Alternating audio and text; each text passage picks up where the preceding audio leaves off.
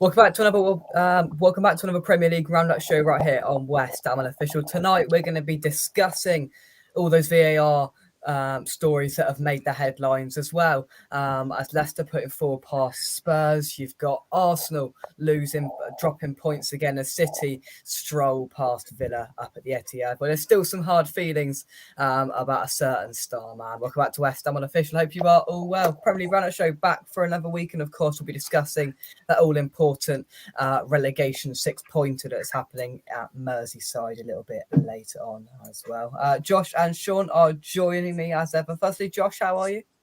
Not too bad, thanks. How are you? Yeah, not too bad. Shaun, how are you, mate? Yeah, really good, mate. Looking forward to tomorrow. Good stuff. Let's see, we've got in the chat. Peter, hope you well, mate. Good evening, Jake, Shaun, Josh, and fellow long-suffering hounds. Hope you well, mate. Evening to everybody. Terry, hope you well. Peed off again with Moyes bottling it. Well, we were the 12:30 kickoff, so we'll be talking about that very, very shortly. Scrap VAR, keep goal line technology, says Peter. Terry saying no to us all, and everything else in between. Right then, we've only got one place to start. As we were the lunchtime kickoff, let's start there. Let's not mess around. West Ham won, Chelsea won. Then plenty to discuss. West Ham another point on the board. Chelsea another point on the board and another draw. Disappointing. Didn't really do much, I think, for Graham Potter and his current position at Chelsea. First 50 minutes they blew us away. Let's not beat around the bush. I thought they were very good in the first 15 minutes, and then we sort of came back into it slightly after they'd had a few disallowed goals and put one in the back of the net that stood. And then we got on top and we scored a goal. And I thought second half their sort of attacking outlets just sort of stopped. We didn't really hear of Mudryk, Felix, or any of them in the second half. There just wasn't that. There wasn't that attacking sort of attitude there. And I thought in the end, barring the mayhem at the end, I thought we controlled it reasonably well in the second half and got the point on the ball, which is exactly what David Moyes wanted. He made that very clear that he wanted the point in the end, and that's exactly what he got. The decisions to discuss down to be 2 goals that they got disallowed, fair, offside, whatever. R1, fair, offside. Now breaking the fall of the player is what VAR have said for that Souček one. Now, if you want to use common sense, it's handball, but VAR very sporadically use common sense, I may say, and they've kept their consistency with it, because Chelsea had a bit of luck with that same sort of rule as well with Chalobah a few weeks back as well, when he was falling down, the hand was behind him and it hit the hand. So it depends what way you take it. The head of VAR, you can't argue with the head, sort of displayed that it shouldn't have been a penalty. Some angles you could think portray it as him hitting his knee. It's got to be clear and obvious for them to overturn an on-field decision, and they felt and deemed it wasn't necessary to do so. Shaun? I'll try and keep the VAR on brief, because we're going to bore ourselves with VAR tonight, aren't we? I know you said at the break in the fourth, was it Peter Walton? You said the referee, was it BT? It was on BT, that one, wasn't it? They willed him on at the end. He said about you're allowed to put your arm out. I can't remember exactly what he said, but I think he said because the arm was in front of his body or behind the body. I can't remember which one he used. It meant that he said it wasn't breaking the fall, and it made me laugh, because these refs love a decision, don't they? He actually said, "I was disappointed it wasn't given." The wording of that made me laugh. But it's been a minute. What the head of VAR might have said this, but then they're blaming other decisions on, which is ridiculous, individual error. So if individual human error, they called it, wasn't it? Human error. Sorry, sat in an office. So if they're making, just leave it at the linesman. If they can make the same error, can't they? But I was surprised it wasn't a penalty. I think another day that's even a red card. On the game, I'm sure in the last 2 games, Moyes would have took a point in both 2 tough-looking fixtures on paper. The problem you've got as fans is, I think he's stinking the place out getting these points a little bit. Well, you're going to love it next week then, Shaun, because I can guarantee you he's going to do exactly the same thing next week at your place. I was chatting to you during the game on Saturday lunchtime, and you were getting away with it a lot. The back three was all being dragged all over the place. I thought Rice was can't remember much. I don't know if I paid much attention to the second half. I got bored, but the first half, Rice kept getting the ball too deep as always, and he kept being quite sloppy, giving it back a little bit, putting him under pressure. And you hung on. As soon as you got the goal, you sort of come alive a little bit, and Chelsea sort of looked a bit rattled. and at that point, as a West Ham fan, I'm thinking, right, we can get these. But you got the goal, and then it was almost like, right, I've got my point. Do you know what I mean? Results-wise, points-wise, as you said at the beginning, he's got exactly what he wanted. But in both games, like I think last week we said he hauled off, he made 2 negative subs on about 70 minutes. I think he sort of made a negative sub yesterday on about 65, did he? Put on downs for Ben Rama. But on the Ben Rama front, because I know a lot of you call for him to play more and start more and not get brought off. If he's going to play these tactics, I think it's almost a waste of time playing him because he didn't really see a lot of the ball at all. I didn't think not as if Moyes going to play those tactics, he's the wrong player anyway. You might as well have another runner on. Excuse Josh, me. with that VAR decision, before we move on, yes or no? We'll get both of your thoughts on all the decisions tonight. Souček one, yes or no? Penalty, no penalty. It was definitely a handball, you could see, but it was nice to see one of the big sides of a VAR decision going against them because usually they're biased towards them, obviously. So, it was definitely a penalty. There's no doubt about it. But I suppose when West Ham first played Chelsea, I remember earlier in the season that corner disallowed goals, probably fair enough for the end. But yeah, it definitely should have been a penalty. Well, to round it off, then pretty much it's been quite hilarious watching all the Chelsea statisticians sit at home and type on their computers about how rattled they are and how even we got the Chelsea admin rattled in the end as well because he started posting about being a goalkeeper. So that was mildly hilarious, and West Ham fans especially like that after what happened in September. But so let's take some of your thoughts on it before we move on. Plenty of you in the chat, so let's take some of your comments. Chris, well, we're coming on to your game in like 5 minutes time, so stick around, mate. Big up, guys. Remember, Jake, when you were laughing at us earlier in the season? Oh, my neck. All right. To be fair, at one point you were dropping like a stone, but to be fair, I think all of us, apart from Shaun, had a little chuckle when we saw you were beating them, and Tim Sherwood was having a blimmin' nightmare on Soccer Saturday. But we'll come on to that in a little while. Terry says, let's not pull any punches. We would have taken a point before kickoff, and that's what Moyes wanted, and that's what we got. Leicester, did they win? What happened at the weekend? I can't really remember. Happy Foxes after stuffing Spuds. Yes. I noticed this as well. Pre-match, Rice was coughing and spluttering everywhere, and then Moyes came out after and revealed that he was playing with a virus. Well, what do you do? He didn't have one of his best games, did he? So I didn't think he had a great game. No, and I don't think he was great either.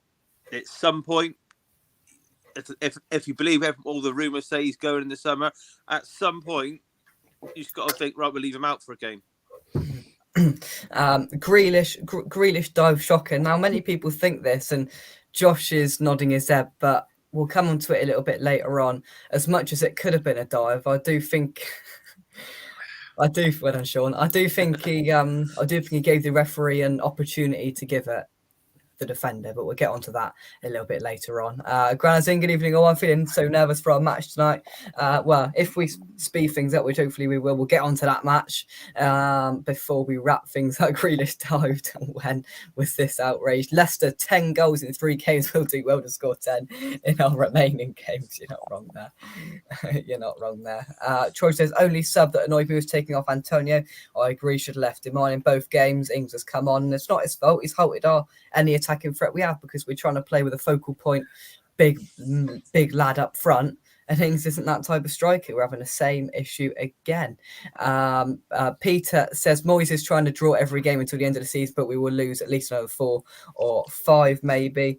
Everybody having a little bit of a chat to each other, and we will move on. Right then, over to you then, Josh, down to the South Coast. Southampton 1, Wolves 2 in a game that sacked Nathan Jones. Yeah, I think we could see it coming after what he said after the game, after last week's game. I thought that one more loss and he'd probably be gone. I just don't think it was ever really going to work. I think he's done well at Luton. I think he had 2 spells there. First time around at Luton, he went to Stoke, I think it was, didn't work out there, went back to Luton, done well again. I just never really thought it would work, to be honest. I think he did only won 1 Premier League game. It's just, what he said last week was stupid. Something about him being one of the best coaches in Europe or something like that. But we've seen that happen with Scott Parker. When they say things like that to the media, it's never gonna help you. And I think they were 1-0 up in this game, but I still thought they were probably going to beat Wolves in good form. And after this, I think everyone knew they were going to get sacked. He was going to get sacked. As for Wolves, they're slowly pulling away from the drop zone now. I think they've got a very good manager. That Lopetegui, I think, is quite a good young manager. I think they're about 12th, 13th now. Wolves that should definitely have enough to stay up. But as Southampton, it's really looking bleak now. I think might get a new manager bounce if they bring one in, but didn't seem to get it when this fella come in.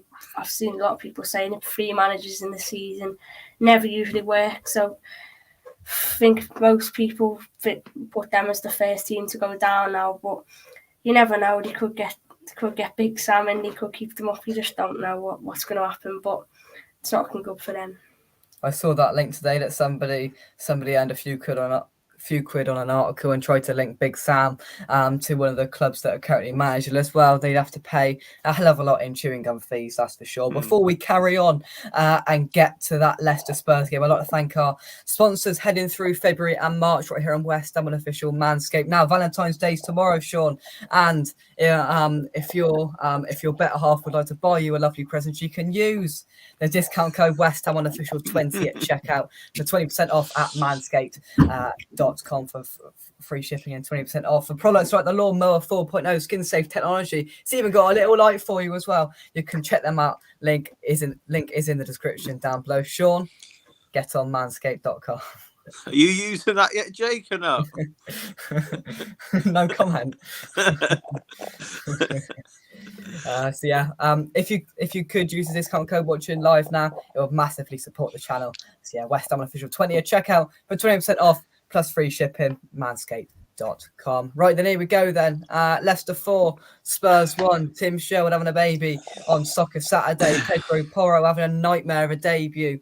Sure, what on earth happened? Spursy happened. It's a strange game. It's typical Tottenham. I shouldn't ever say I didn't expect it, because you always expect the unexpected as a Tottenham fan. But it's been a strange week.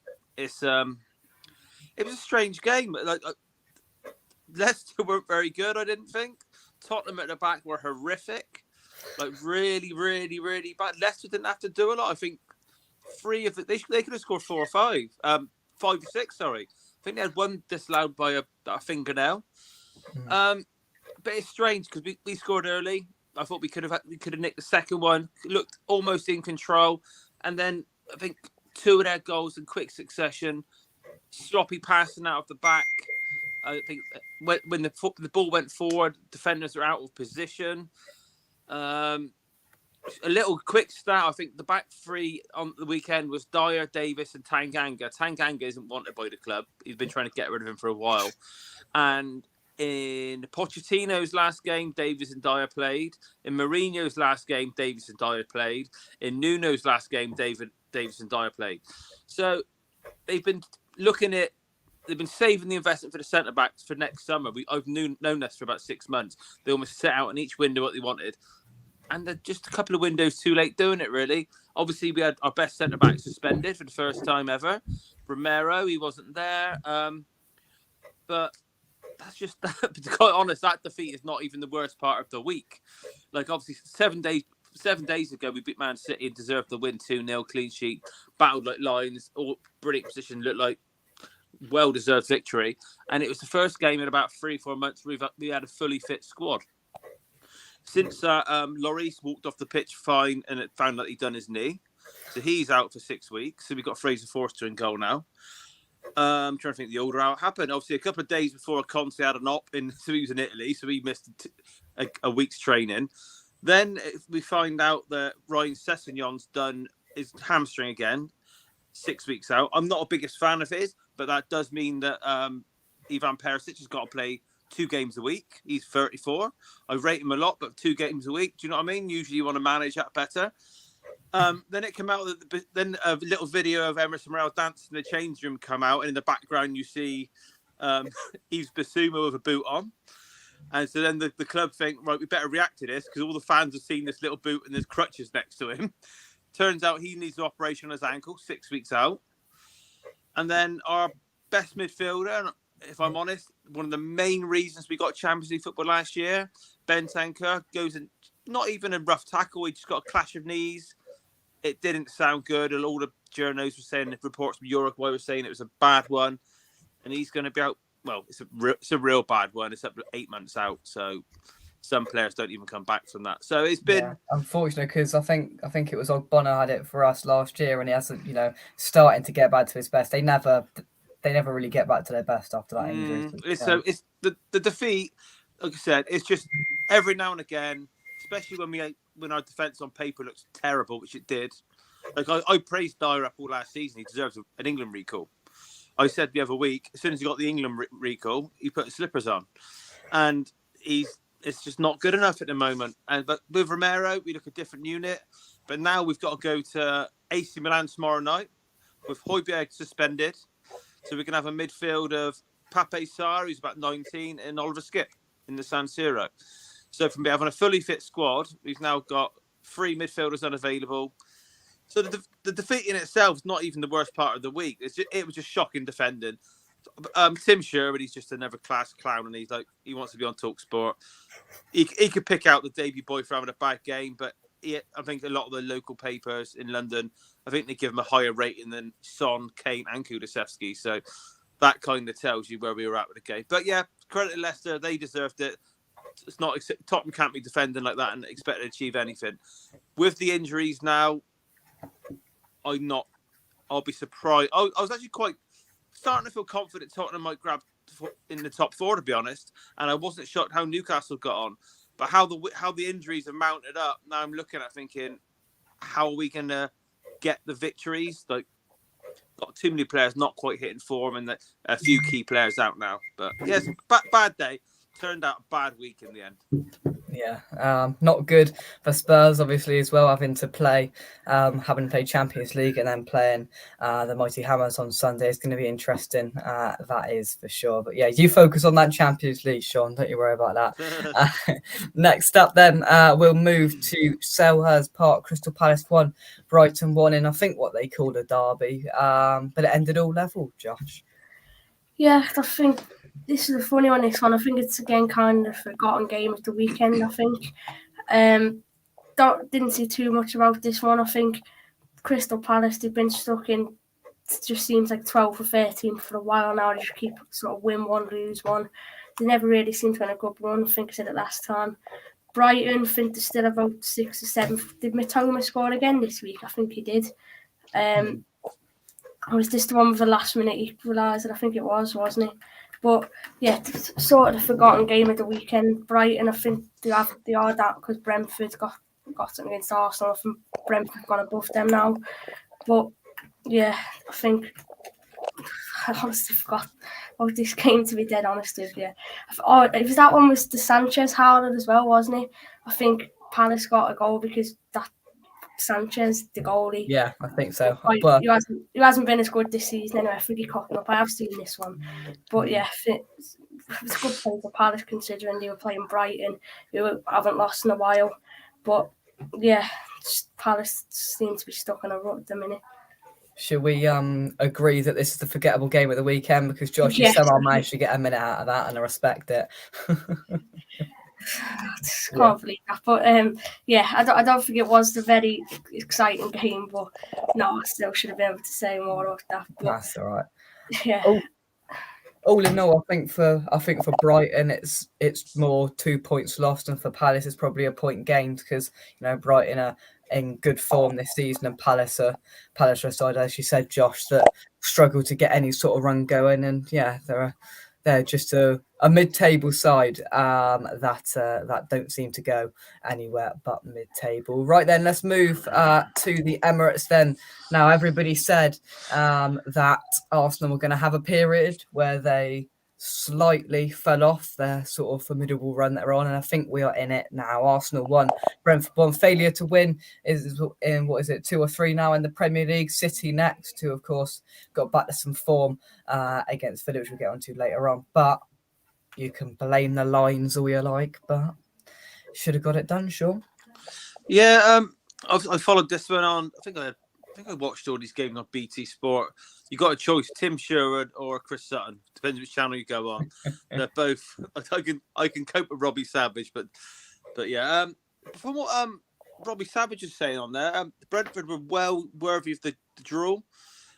He said they deserve what they got. Obviously, VAR. I think this is one of the main ones, along with the Brighton one. I think where he said it was the human error in the VAR room. That's just getting ridiculous. If they're I think it was this one that took over about 3 minutes, wasn't it? This one.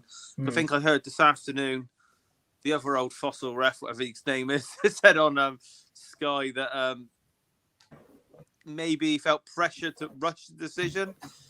Come on, this is a multi-billion-pound football league. That's utterly ridiculous. He forgot to draw the flipping lines on, for crying out loud. It's ridiculous. The excuse he was trying to, he did say it was human error, which makes it sound ridiculous to start with, because a ref can make human error, a linesman can make human error. Linesmen are scared to put the flag up in something like that. Do you know what I mean? They're not even worth being having on the field anymore anyway. They might as well stay at home. But he'd probably have had the flag up. Do you know what I mean? These linesmen, they've got it right in front of them. They've been doing, most of them probably been refereeing since they were a teenager. They've come up through the triangle. If they will make errors, obviously, but if someone who's got all the technology can reverse, he can rewind it, slow motion it. Got the best view anyone's got in the world. And so they got all this slow motion. They can frame by frame, call it what you want, and then after about 2.5 minutes, they get panicked. I think, oh, they're all going to moan I'm taking too long. Oh, just give it. It's crap. It's that's one of the most. I've been against it all along, but if they're saying, oh, that he needs retraining, that's what they said. And the bloke that was in charge of it, he was going to do tonight's game on there and the one on Wednesday, I believe. I can't remember his name, but Neil Swarbrick or something. Yeah, they've dropped into the championships, but he was taken off to today's and tomorrow's game. They've dropped the head of VAR to the champions? Not the head of the VAR, the one that was doing that game. The one that was doing that game. I'm sure it was tonight's game. It was definitely tomorrow's, but it was 2 games. They've just taken him off them, just to stop the risk of controversy. It's just that. Well, they did that with the Mike Dean one after the Soucek lifting his arm up and was. Yeah. Was nearly for him to be saying, oh, you might need a bit. I think the presenter on Sky said, oh, what do they do about it? Oh, he needs like a training refresher. That's what he said. Training refresher? Yeah, it needs a refresh of the training. And I thought, this is the Premier League. Do you know what I mean? That's it. It's probably probably an all-time low for me, just how he worded that. Do you know what I mean? Because they had nothing else to say, because it was clearly wrong. He had nothing else to say. He couldn't defend his mates anymore. And he just made the whole. He might as well just said, "Look, this proves VAR is a complete sham." Yeah. But what I didn't see, and I'm guessing it wasn't bad. They did claim that there was a possible handball penalty in the injury time. I didn't see that, but they did. I think they just tried to talk up a story on these panel shows. You know what they're like? There's nothing's happening. Oh, there might be a penalty. You know. Yeah. Let's take. Yeah, but yeah, that's that. You're right. That's 1 point from the last 2 games. They lost to Everton, didn't they? Obviously. Yeah. They've got City tomorrow. If City, I don't know where the game is tomorrow actually, but if City turn them over together, you never know. That might start to hit the confidence a little bit. Yeah, we'll have to wait and see. Terry says, looking forward to a visit to the Theatre of Dreams on the 1st of March. By the looks of it, it looks like we're going to have another Derby outfit when the boys are heading the content up there, I'm afraid. But yeah, they are definitely going up to Manchester next month. Smash the likes if you can, Peter. Otherwise, Jake will give a live demo of the Manscaped products. No, that will never happen. But I do encourage you to use that discount code to help out the channel massively, West Ham Official 20. Check out for 20% off plus free shipping. 6,000 hammers up there is going to be good for sure. Arteta is starting to get a bit cranky, starting to get a bit worried, I think. Has Pep fallen out with Foden? I'm unsure. I don't know. We'll get on to City a little bit later. Brentford were a match for Arsenal, despite Arsenal having 70% of the ball. If Tony was more clinical, we would have won 3-1. Pity we couldn't get Tony in the summer. I can't believe there wasn't more clubs in for him. Well, I don't know what the sort of situation is with his betting case at the moment, but whether anyone will want to go and touch him in the summer, we'll have to wait and see the outcome of that. Trini says Tony's equaliser was offside and VAR admitted missing it. Let's have a look at some more of these. Brentford might get 7th, which may be good enough for a Europa Conference League place. And I'd like a Brighton. Listen, you've got your agenda against the Conference League, Shaun, but scrap it, bin it off. Might see a Brighton and a Brentford getting in there. Who knows? Right then, let's move on. I do feel for you, Josh, because you've landed some of the more irrelevant games this weekend. And Shaun loves Fulham, so I don't know why I've done this. Fulham 2, Forest 0. Forest can't seem to get any sort of run of form going, and Fulham, they just keep going. Yeah, I think, to be fair, Forest, I think I saw something the other day saying that since the World Cup, they've something like top of the form tables until this game or something like that. I know I don't think they lost since the World Cup, maybe lost one in the league anyway. But yeah, Fulham, they're flying now. I think they're about 7th or 8th. Obviously got that point at Stamford Bridge last week. They've been flying all season. People keep thinking when they're going to dip, but just seem to keep going. But yeah, I think they just battered them. I did see the highlights for this. Forest never really had a sniff, to be honest. I think Gibbs White had the one good chance which went over the bar. I think that was it really. Fulham battered them. I think Brighton and Fulham. I think they're Brighton, Fulham, Brentford. I do think 7th place could be open. Because Liverpool and Chelsea don't look like they're finding form anytime soon, so maybe it could be time for one of them three to try and get European football this year. But yeah, Fulham, they just seem to keep going. They don't seem to stop. I don't think they've lost in a while. I hope they do. I hope they do keep it. One of them three anyway, get European football, because it'd be nice to see. And it'll keep Liverpool and Chelsea down there. I can't see it, but it would be nice to see. But yeah, another good 3 points for Fulham. Forest, I do think they'll be all right. As I say, they've been doing well since after the World Cup. Don't know if they got next, but I think they'll be fine out. So they should be with the money they've spent and how many players they've signed. But yeah, another good win for Fulham. Yeah, Fulham have just lost 2 games since coming back from the World Cup break against narrowly Newcastle and of course Tottenham in there as well. So yeah, Fulham, yeah, I like them. I do hope they keep on going. Forest, if they can keep losing, we've got that crunch match in 12 days time at London Stadium between ourselves and Forest. So that game certainly going to be an interesting one. Let's take some of your comments. Trodge says, what makes football special? Flow of the game, spontaneity, atmosphere, and everything they do makes it worse. Forest recent form, 3 wins, 3 draws, and a defeat. Clive says it gives the less wealthy clubs a chance of Europe. Shaun, the Premier League is bigger than just the rich gives. I agree, Clive. I'm not going to get you started on it, Shaun, because honestly, we'll be here all night. But let me answer this one to Clive quickly. All right. He's right on one behalf, but look at West Ham this season. The problem is with the Europa League and the conference. If you're a smaller club, you can suffer next season. I'm not saying Brentford will go down next year, but and I think Clive said itself, it's a small squad. You can really, really pay the price of it. It's a lot of fun for the fans, but also remember the Europa Conference, the prize money's utterly pathetic. So you got to balance it. You got to balance it all. If you can get in the Europa League, brilliant for a club like Brentford and West Ham. Europa Conference, I personally don't think it's worth what it brings. But I'll die with that thought. Okay. Now, Josh, at sort of one stage, you were hoping that Villa were going to get into one of these spots. Would you have, obviously you'd snapped your hands off for a Europa Conference League spot. I can see what Shaun's saying because it's had an impact on us this season in terms of league form. Would you be, if Villa were in that position, would you be prepared to sacrifice that for some European away days? Yeah, at the end of the day, I probably wanted to scrap, but it's still Europe, isn't it? Like, I'd probably still rather be in Europe, on them, as you said, Europe away days, although it's nothing special. And if you do win it, which most English teams should do, then no matter where you come in the league, you automatically go into the Europa League for next season anyway. So, as a Villa fan, just to be in any type of Europe, I'd be happy. It is a stupid idea, and some of the teams in it are just ridiculously bad. But to be honest, as a Villa fan, I'd take any type of Europe, to be honest.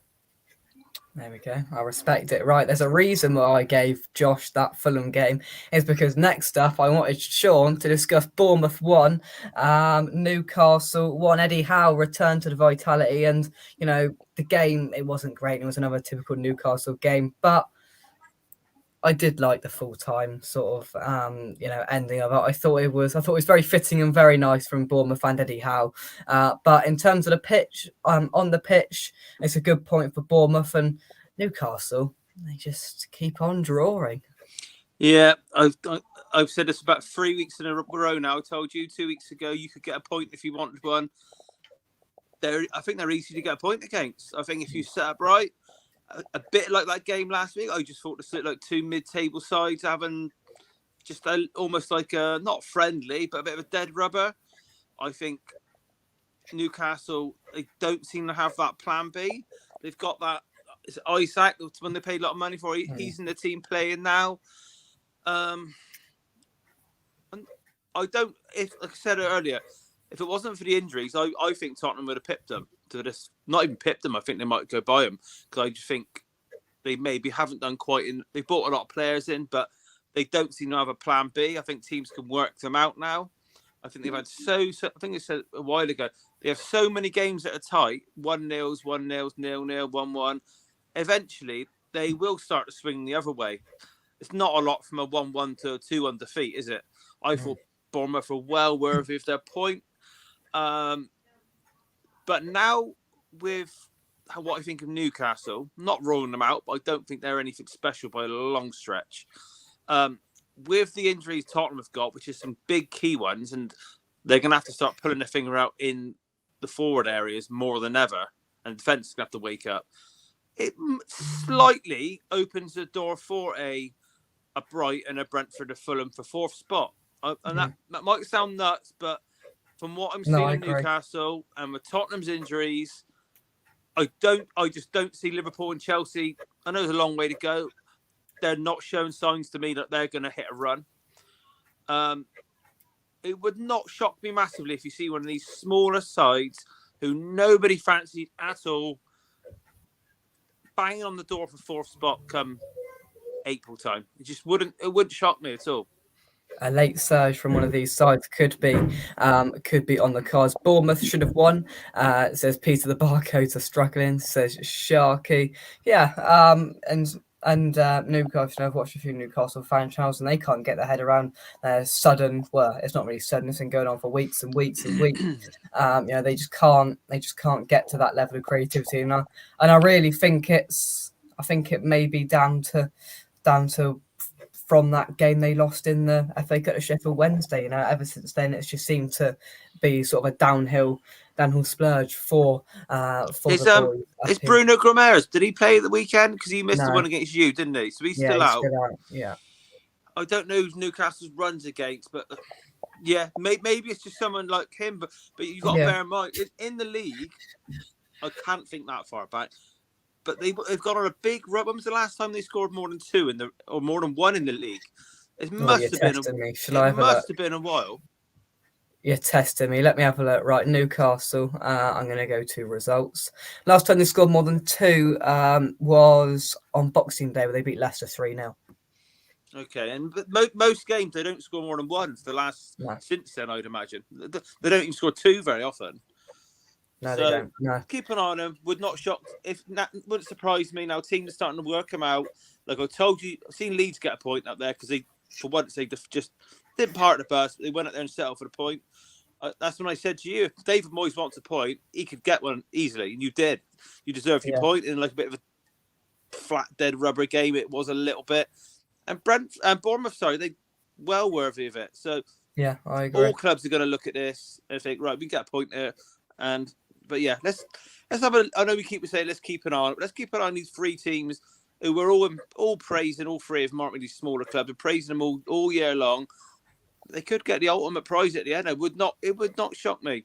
Let's keep an eye on those 3 sides. We'll come back to it week in, week out. Respect to the Cherries fans. They lined the roads up to the Vitality to applaud Eddie Howe in the Newcastle bus indeed. And yeah, that was nice to see. Right then, come on then, Josh. Manchester City 3, Aston Villa 1 then. Somewhat City back to their best in periods of the game. Haaland off at half-time. Disgust, man. Well, it's just... people moan when Tyrone Mings plays, but as soon as he goes out the team, look what happens. We can see 3 in 1 half. You think, but like we did against Spurs, we keep it tight.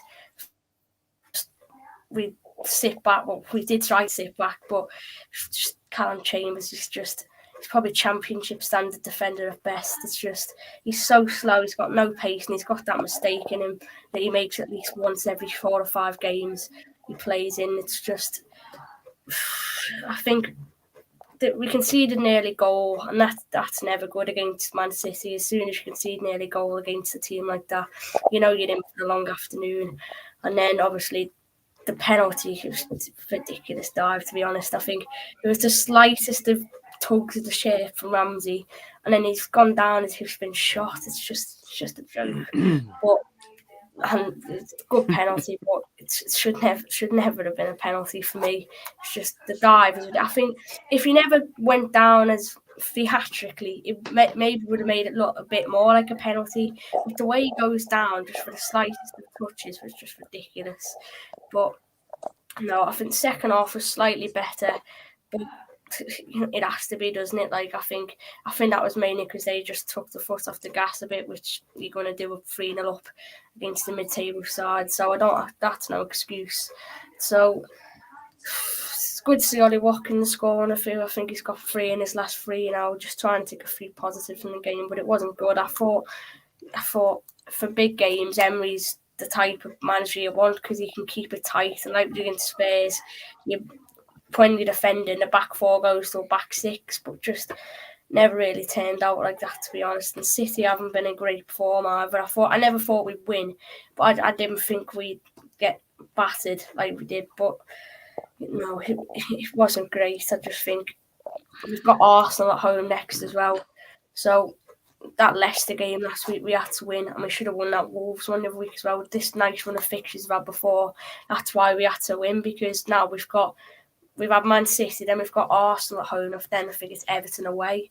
We've obviously got a new manager in good form. So it's not looking good, to be honest. I think in the summer they've got it back and we need a big clear out and another big rebuild. But if we don't get it right in the summer, then I think I said it last week, the fans are going to start losing faith in the owners because they've put so much money in.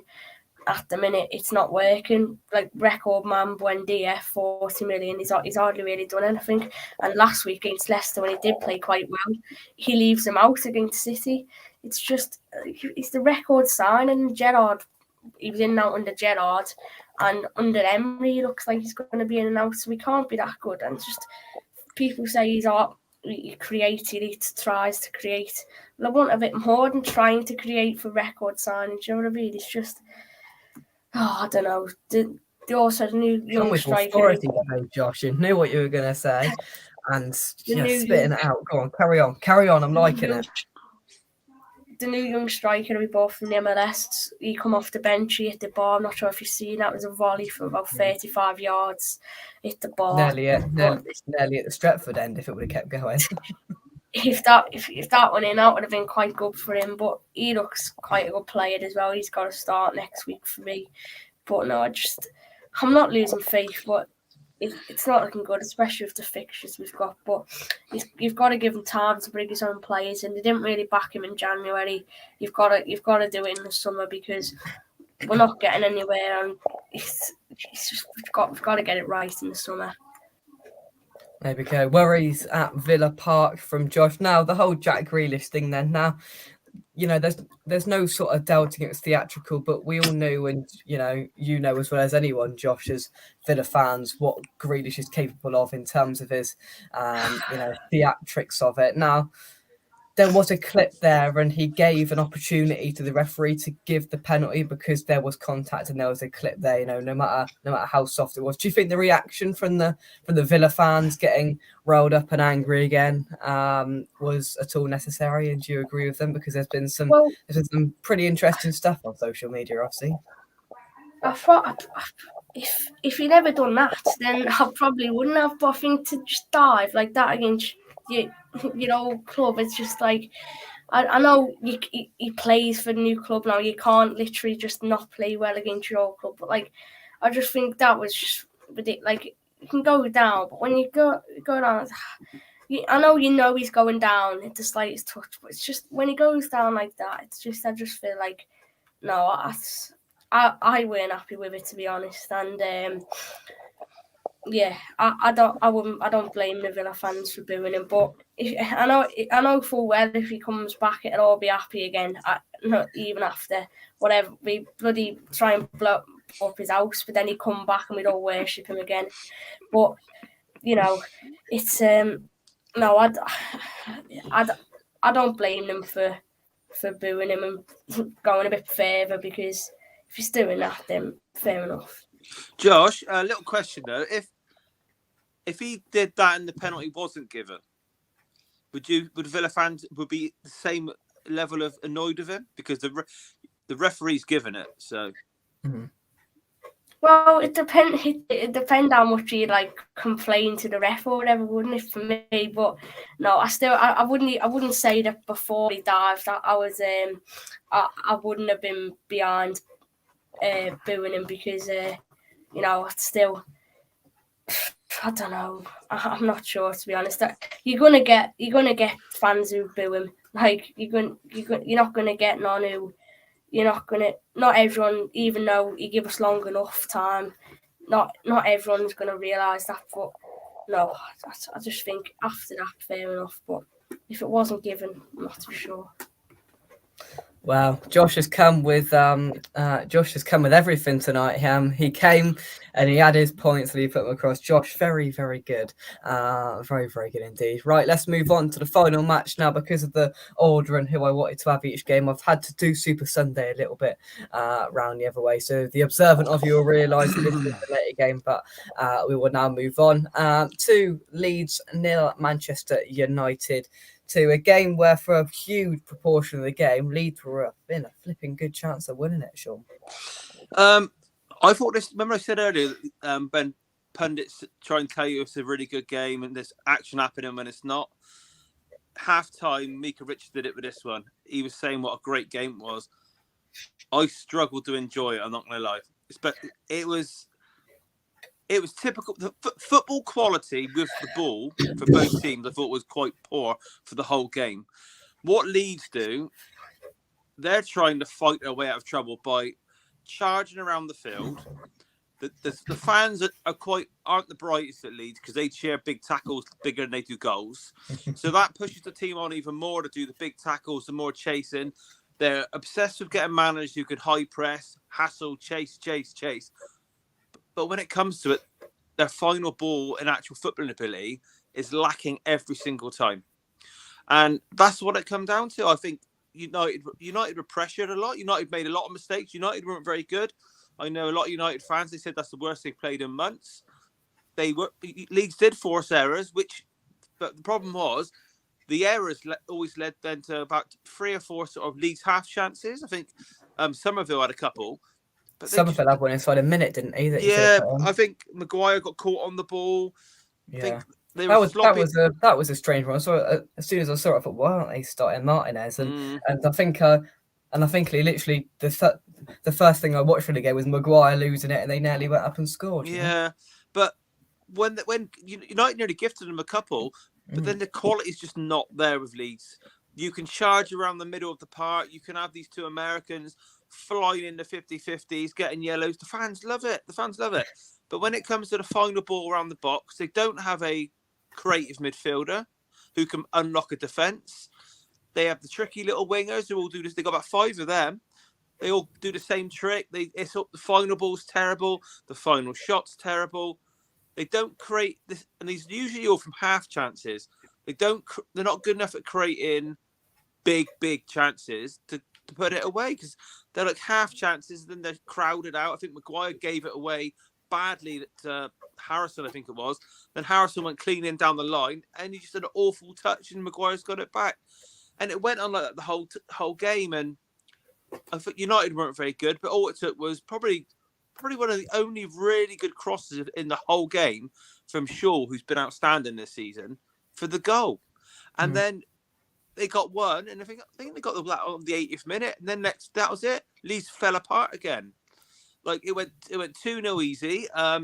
United had one goal disallowed offside, and I don't know if you've seen the replay, but in the last minute, Weghorst, he scored, and they disallowed it for offside. I've seen it 3 or 4 times, and I don't know why it was disallowed, because the ball went up in the air, and from what I can see on the replay, it bounces off of Wober's arm and then goes to the Weghorst. But again, it was nobody's one. It was the 93rd minute. They think, right, let's hurry this along. Let's get this game over. But again, after the game, like Mika Richards said, I thought Leeds were outstanding for 80 minutes. Being out, charging around the football field with no composure, and they can pass out of defence, they can pass it through midfield a bit. But when they get the ball where it means something, they're a poor footballing side. Oh, you love Leeds, don't you, Shaun? Well, I called it the other week that Marsh wouldn't be there long, and now they're still struggling to get anyone else. They've been turned down by about 3 managers.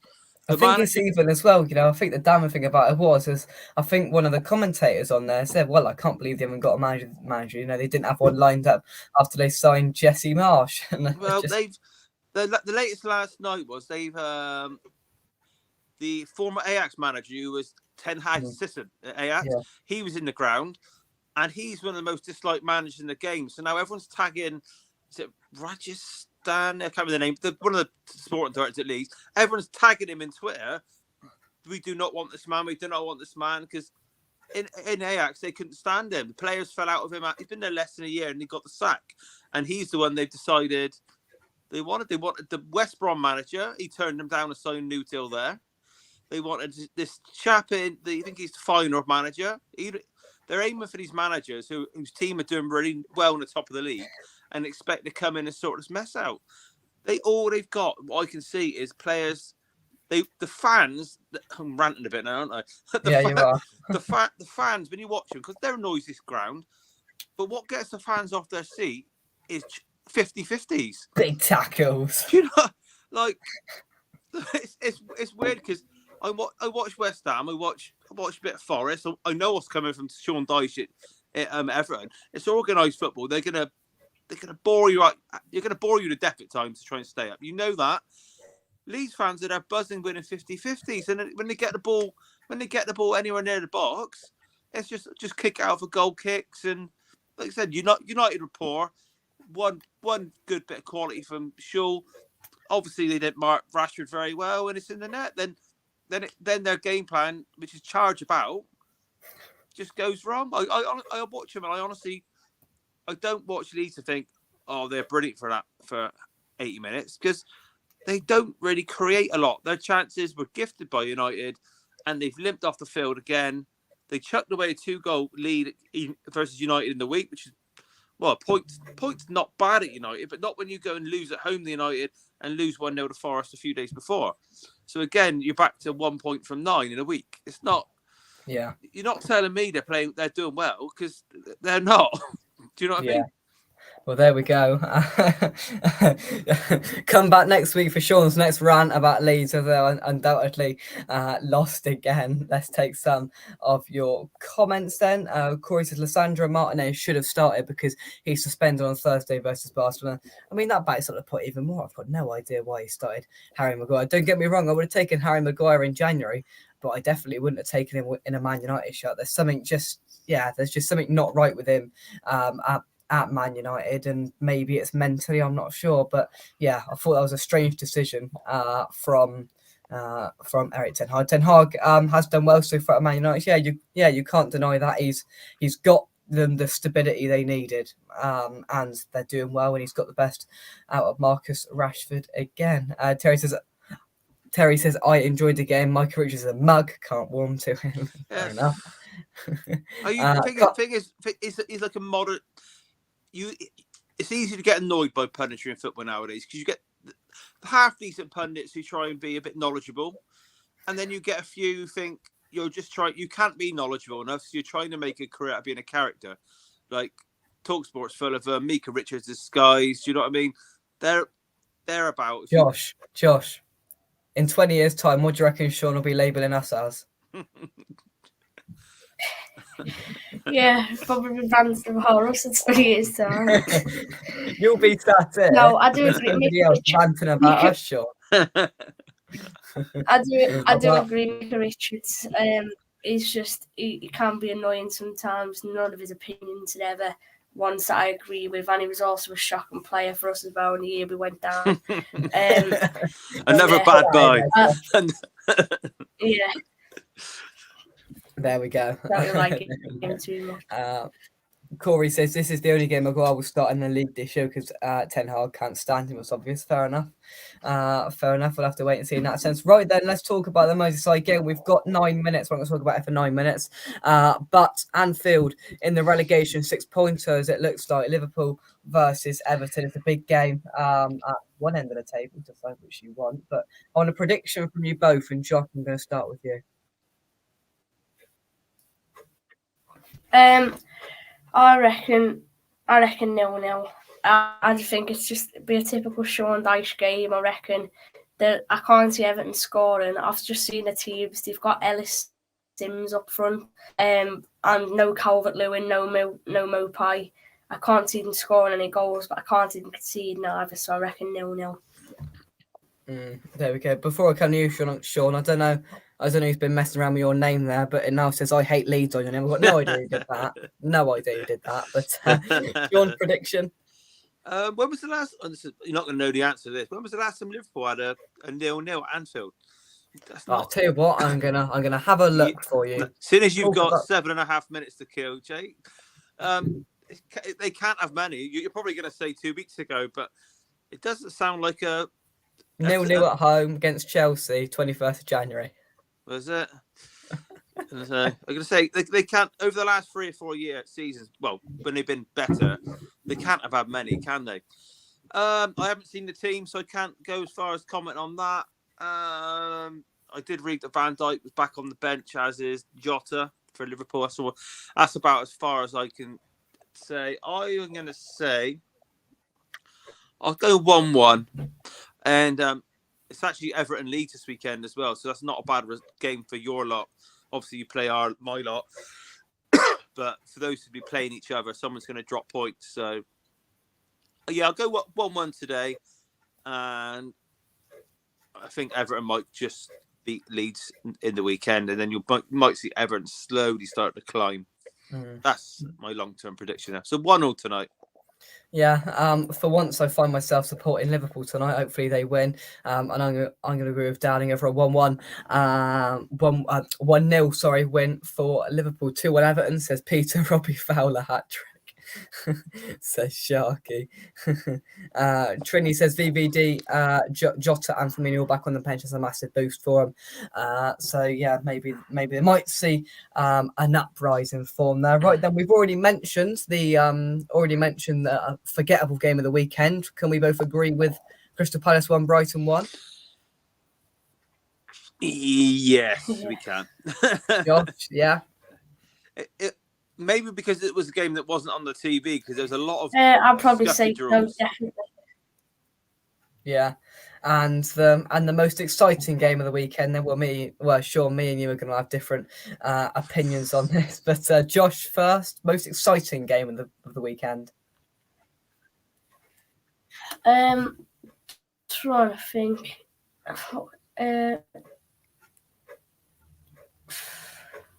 I'll flick them along the bottom for you. Probably because of the VAR decisions and on the telly. I'll probably say the West Ham Chelsea one, despite it probably not being a great game, because it was on the telly, I think, and obviously all the VAR controversy. I'd go that one. I'm going to go Leeds 0, Manchester United 2, because I think Leeds were really entertaining. I'm only joking. Shaun, don't worry. I'm only joking. Yeah, I picked between that West Ham game and the Spurs game because I just think it was quite comical. Shaun? I'm gonna go to Man City beating Villa, purely because it is just starting to put a bit of pressure on Arsenal. I think a lot of the skeptics would have thought Man City, when Arsenal slipped up and it looked a bit rocky, Man City haven't really taken advantage. Like last weekend, that both of them lost in the same weekend. Yeah. So this weekend, just putting that pressure on 3 days before they meet on Wednesday. I'll go with that. But it wasn't the most exciting of football weekends, if I'm being totally honest. No.